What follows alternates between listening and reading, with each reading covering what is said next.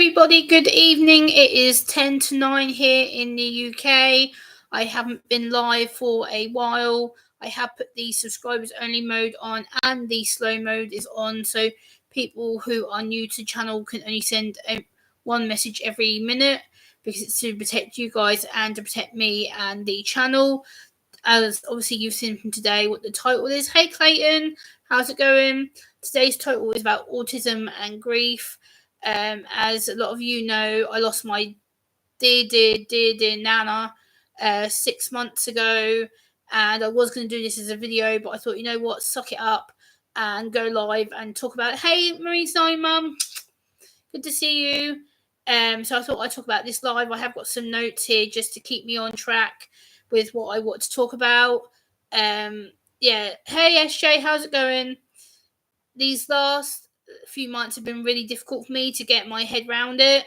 And I know that obviously she's gone, the funeral's been gone, we've had the wake, and I've had a chance to obviously process it and realise that she's gone, she's not coming back, and it's took me a real long time to get used to her not being here and getting used to not having her around and not having that constant reassurance and that support from her. And it's been a real hard slog of it, if I'm going to be honest, like to not have her to be my support network. Hey Miss Nora, good to see you. It's been really hard for me to understand, to progress, to try and move forward with what I'm trying to do here on the channel. And I've been finding it intensely difficult to do any form of content. I've been finding it intensely difficult to keep focused on anything.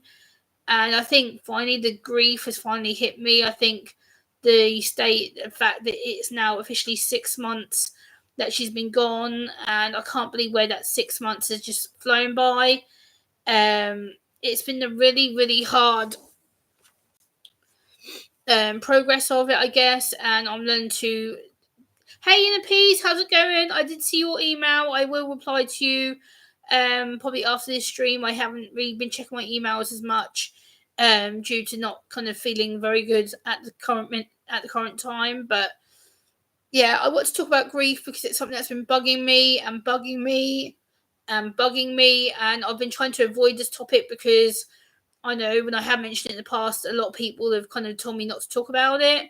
But for me, it's a case of I have to talk about this, otherwise it's going to destroy me. My nan was a really big influence on my life, a really stronghold figure. We often call her the battle axe because she was just so strong about everything. She never whinged, she never complained. She wasn't one of these women who sat here and bitched and whined, and she's one of these women who's like, well, Gemma, hey, gorgeous Gemma. Hey, Sharon. I have a young man, 17 years old, autistic, who's been witnessing his nan ill in hospital. His mum has reached out to ask for advice on how to help. Okay, Sharon. Well, listen to this live stream. Sharon, I'll give you your wrench back. Hold on. Let me give you your wrench back first. I don't know why you've not got a wrench. But okay. Thought you had. There we go. But yeah, grief is a funny thing. Grief affects people differently on the autistic spectrum. If you could please smash that thumbs up for me, guys. It says that none of you have smashed the thumbs up. Yeah, so if you could smash that thumbs up for me, please, I could really, really appreciate it. My mum was my best friend. It's been hard without her. She died in 2021. You take all the time you need to grieve. Thank you, in peace. I want to just talk about her and my relationship, and it was kind of quite a funny. Hey Mel, good to see you. How you doing? Let me give you a wrench, honey. Oh, no, that one. Let me give you a wrench. Let me go there. And we often would have like what we called our weekly takeaway with each other, and we often either had a Chinese night or a fish and chips night, and that was one of the favourite things that I liked doing with her because it was fun, it was enjoyable. She used to get me to do the awkward phone call, so she'd be like, "Oh, Gemma, be a good girl, give this restaurant a call and just order our dinner for us." And I'm like, "Oh, Nan, I hate phone calls. I really don't want to do it." She's like, "Please, Jem, be a good girl and do it." So like, I literally used to get talked into You're welcome, Mel. And I used to have to do these phone calls every single week without fail. I'd have to do this phone call, and it'd be like, "Oh, can I order this and this and this and this and this?" And they'd be like, "Oh, is it at this property?" I'm like, "Yeah." And then they would come and drop it off, and um, yeah. So basically, it's a case of when she got ill, she started getting really forgetful, and she was getting confused, and it just kind of took a toll on not just me, the whole family, but um, seeing a relative ill and seeing obviously being passed away now for 6 months, it's kind of been really hard because my emotions have been up and down everywhere. It's been really hard to you know, hello Roger, how are you? It's been really hard to get my emotions in check, and I've been really emotional, like especially yesterday and today. I've kind of had a bit of a tearful breakdown about it and cried and looked at pictures of her, and I'm like, that probably isn't the best thing for me to do, but for me to get my grief out is to look at pictures of her, to think of memories, to get her music playing, which probably isn't a good trigger for me either, but it's the only way I know how to move forward and accept what is. And she was addicted to watching. She had these two TV programs that she watched, and they're both Australian programs called Neighbours and Home and Away. Oh my god, she was addicted to these programs, literally addicted. And every time I went into her apartment, she would have these programs on, and I'd walk in there and I'd hear the theme tune. I'd see the same characters on the screen, and she's like, "Oh, just watching me soaps, Gemma. Watching me telly." And hey, Mr. Dutchy Dutch, long time no see. Hello. Um, yeah, in a piece, it's been very hard because everyone's like, "Oh, Gemma, don't be sad. Don't don't don't keep harboring all the sad stuff. Like your nan wouldn't want you to be sad. She'd want you to live life." And yes, I know she would, but at the same time, it's not my place to live life. I can't just act like she didn't exist and move on with my life because she was such a strong figure in my life. She was someone who gave a damn about me and supported me and encouraged me and nurtured me and supported me and defended me, and I don't want to just act like she didn't exist. And you know knowing the fact that she's gone and I can't go to her for advice anymore has been really hard to get my head around it. But yeah, so I want to kind of talk a little bit more about her. You too, Roger. We don't celebrate that here. Thank you, Inner Peas. Bring happy memories into your thoughts to love and feelings. Say thanks for this love and connection. I know, Sharon. Like I used to make her favourite cup of tea. She used to always say, "Make me a milky cup of tea, Gemma, 2 sugars." And every single time, I was the only person that she would let make her cup of tea. And still to this day, like I want to walk into the kitchen and be like, "Oh, milky and 2 sugars." I'm like, I don't even drink tea. So like for me, I'm like, that was what I did for my nan. I made her, hey Dale, I made her cup of tea. Like I was always the one that went into the kitchen, and it'd be cup, it would be put coffee in, and then it would be put the sugar in, put the water in, and then mix it, and then put another sugar in, like on top, mix it again. And she used to always let me, hey Kuba, love you too. And it's been really hard. Like my nan was my world, and she was someone that I absolutely adored the world of. Hey Paranormal Gaming, good to see you again. Long time no see. And my nan was just someone that really, really opened my world up to me. She was very understanding of my autism. She knew that I'd been diagnosed. She knew what I was trying to do, raising the profile. She supported my radio stuff and my podcast stuff. She understood why I was doing it and why I'm still trying to do it now. And I remember one of the last times I went to see her before she had to actually go into a care home, that we had a Chinese at her apartment, and it was the most best Chinese we ever had because we sat there and we just talked and talked and talked and talked about everything. We put the world to rights. We like to debate with each other. We like to put the world to rights. We're like, oh, this sucks, but this and this and this and this, and we kind of put the world to rights in our own way.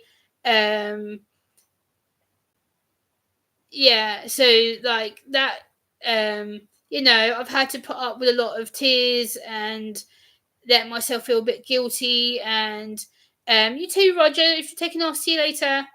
um and we often had these nights where, like, at least once a week, it would be a Wednesday or Saturday, and she used to have all the family come around on a Saturday. So that Saturday afternoon, it'd be what she called the madhouse, because every single family member near enough would come around with their children, or the great grandchildren would turn up, and the adults would turn up, and hey, Annie, good to see you.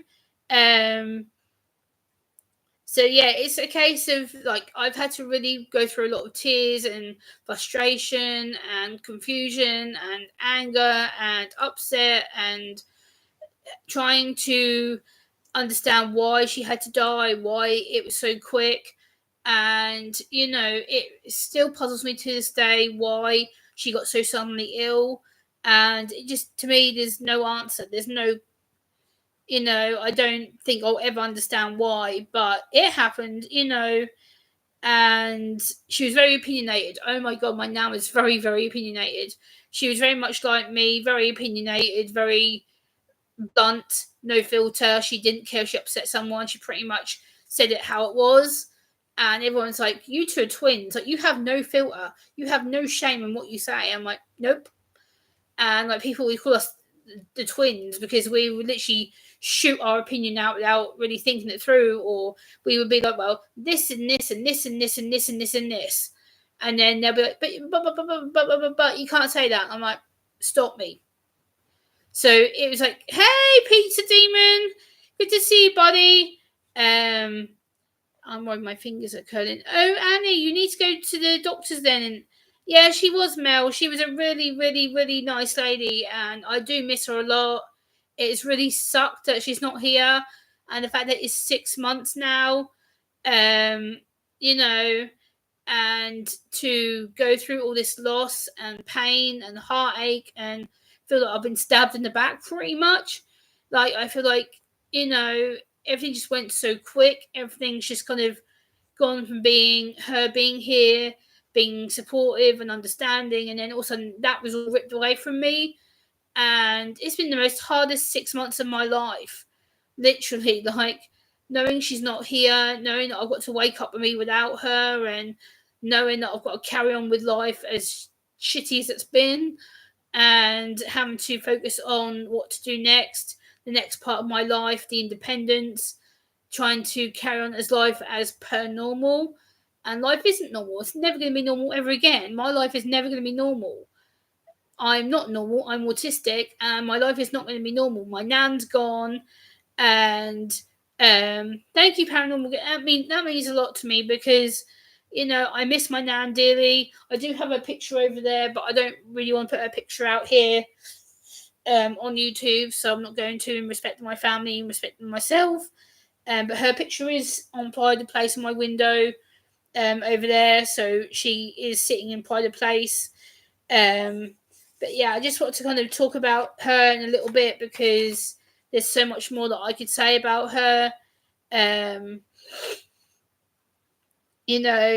and like, whenever she faced problems with her health, or whether she went into hospital, or she was still always caring about everybody else. Everybody was more important than her. She's like, but this person needs me, and this person needs me, and I can't do this because this person needs me, and this person needs me. And it was like, she always put herself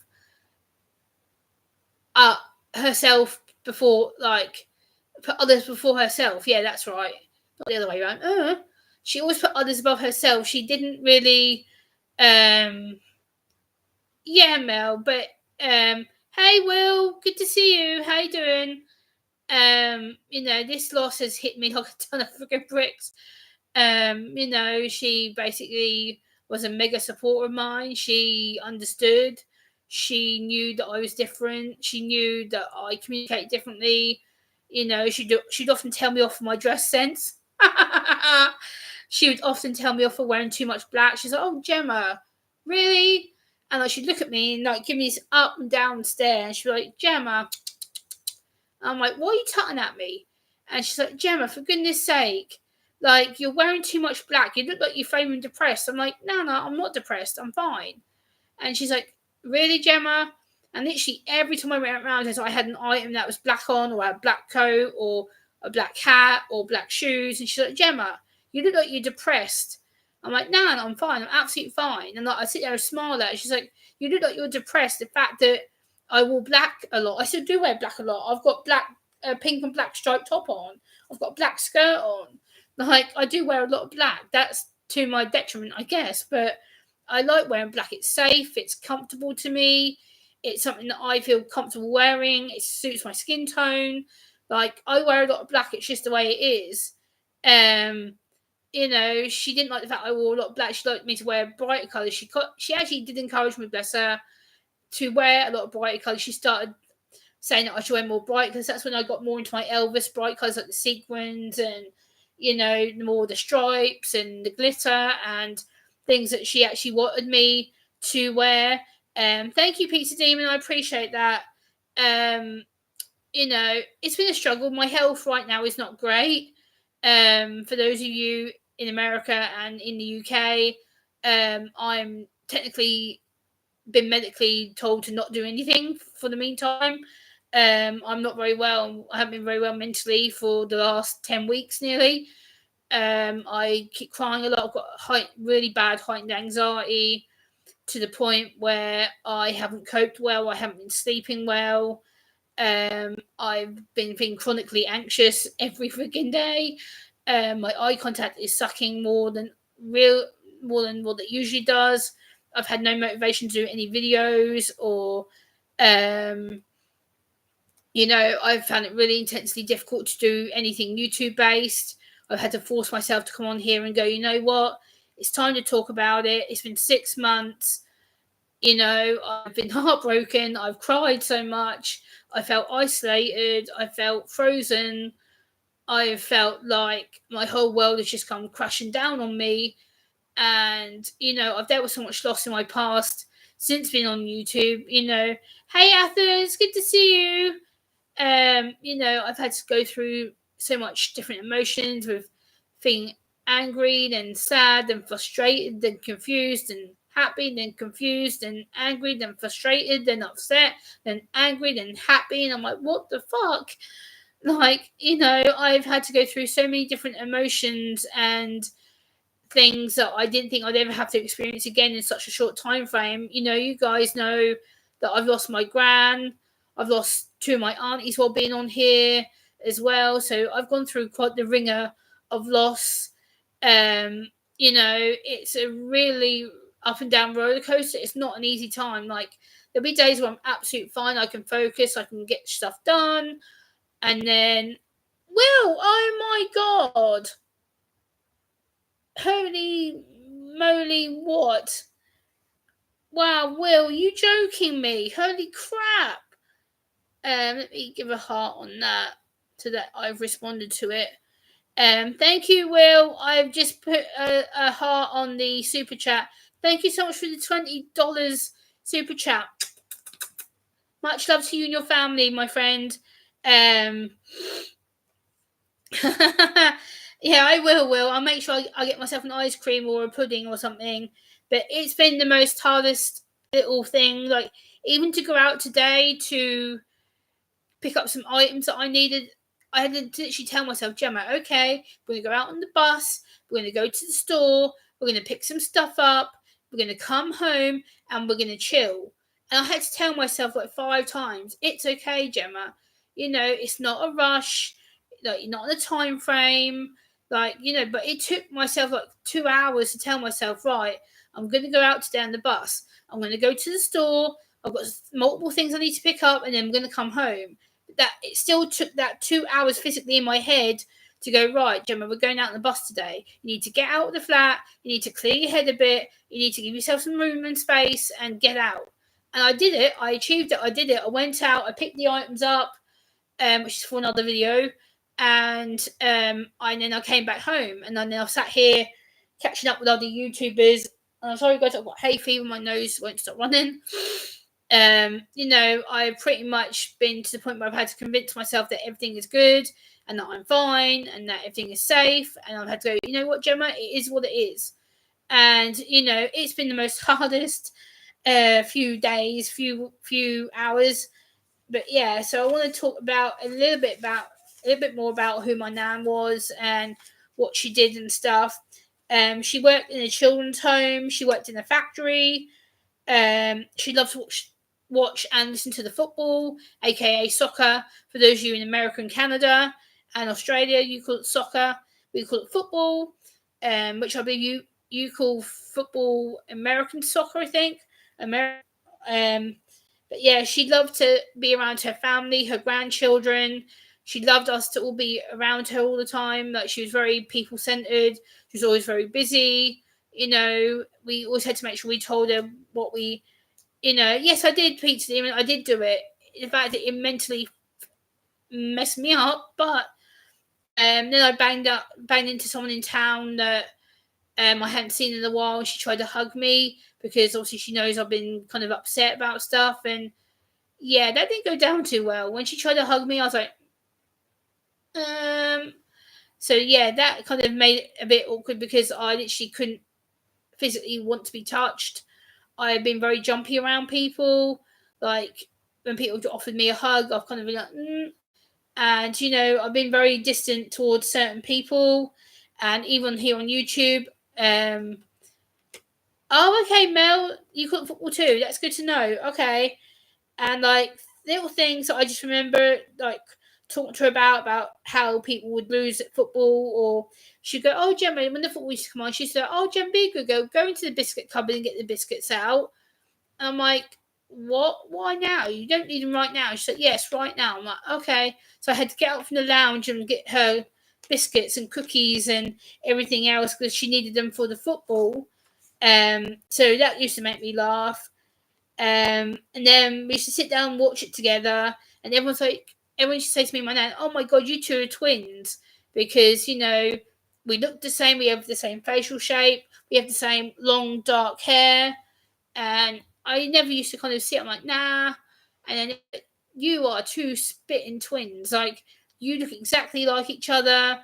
You look exactly the same. You got the facial shape, the eye color, the long hair, and it come to become an inside joke. It's pretty much like, well, aren't you two the double twins? Aren't you two the twins? Like we used to get called the twins every time that we were together. It's like, oh well, you two look the same, you two act the same, and we're very brutal with our opinion. We were very opinionated. We used to always be like, oh well, this and this and this and this and this, and they'd be like, you can't say that. I'll be like, stop me. So like me and her had that in common. We're very opinionated people. We kind of said it from the hip, and we kind of just were like, well, that's what we think, and that's what we feel. And we often that we get us into a lot of trouble. I'm Scottish. We need sugar to bounce on us. Yeah, I kind of believe that, Sharon. But yeah, I'm sorry, I am a bit sniffly because I've got hay fever and it's sucking the energy out of me for right now. But yeah, I want to come on and talk about it because grief is a really horrible thing to go through, and it's something that I didn't think I'd have to be going through in such a short space of time. But in 9 years of being on YouTube, I've had to go to 4 funerals. So, I know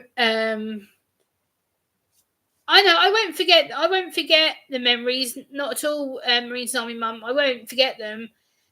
It's just a case of like I'm feeling really emotional right now because this week is 6 months exactly till she's been gone. So, it's been really difficult. I don't want to cry because I know I can feel my tears building up, but it's this week has sucked.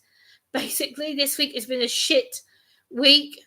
I've had no energy. I felt emotional all week. It's been a tough week to balance anything. And, I've had to force myself to deal with it and get through it and tell myself it'll be fine and get back to some form of reality and what life is, because if not, I'm just going to sit here and feel crappy. But yeah, I want to talk about it because I'm sick of hiding about it. I'm sick of not talking to anyone about it because it's the worst thing to do. The worst thing to do is hide. And I'm just grateful that you guys, have been mega supportive of me and understood me and, you've understood my reasons and why I need to get this out, because if I don't, I'm going to sit here and cry. So today it's 100 degrees out and climbing. Forecast is 103. I'm already zapped. Oh, in a peas. If it's going to be too hot, my friend, don't climb, because there's no way I could probably climb that temperature. Quite here, it's been very cold. It's practically, we're meant to be in summer here, and yeah, no, I don't see it. It's been raining pretty much on and off all day. I think it's just started again now, but it's been raining on and off all day. So, um, Gemma, you honour your Nan. You have many of her strengths. You're explained to us. You're welcome, Sharon. I want to, give my Nan the best memory and to share her strengths, her personality, who she was. She put up a good fight towards the end. It was very sad and obviously very sudden, but she gave it the best shot. She fought and fought and fought like a true warrior. I can't say nothing bad about it. She literally gave everything she got. She literally wouldn't give up until she couldn't fight no more. It was literally like she kept saying to people, "Oh, I can't go yet because people need me. I can't go yet because people need me." And she kept pushing and pushing and pushing and pushing and pushing until she couldn't push no more. So it was literally everything was about us rather than her. It was like, well, I can't because this person needs me.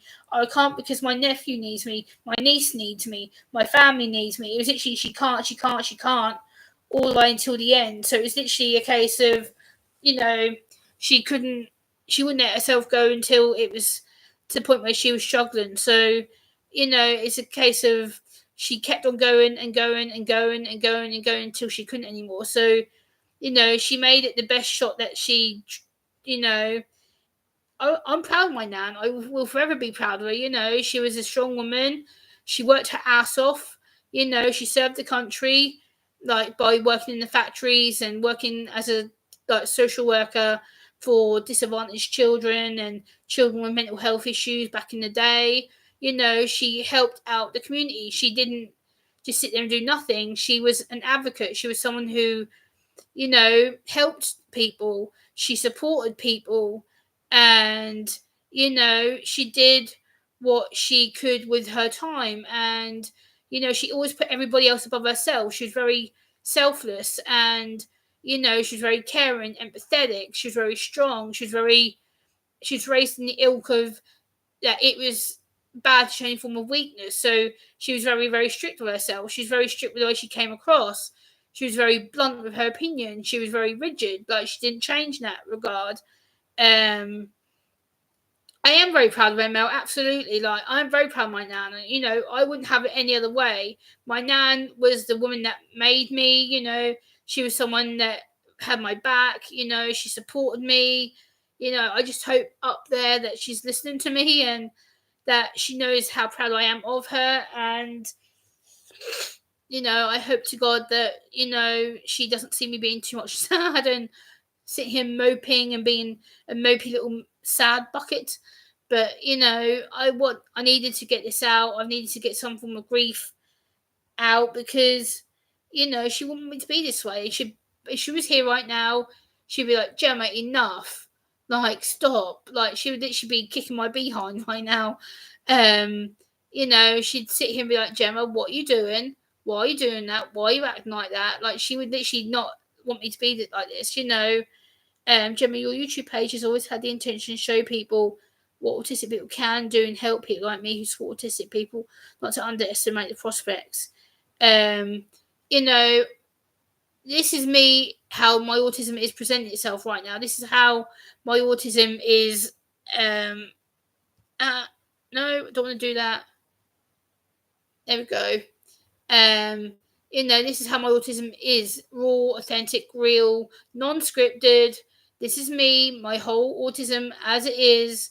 Yeah, I do peace. This is why I need to do this live, because I couldn't just keep sitting here and being sad and regretting that she's not here. And even though, as much as that sucks that she's not here, but I have to keep life on as normal. I have to keep pushing on as normal, and the sooner I do that, the sooner I get back to some form of routine. And luckily I have kind of got back into routine now, I guess. It's the fact that I'm going out to concerts more. I'm pushing myself to go, enough, Gemma. Stop being so frigging sad. Get out and get a life. And I'm forcing myself to do that. So, yeah, I'm literally staying cool indoors.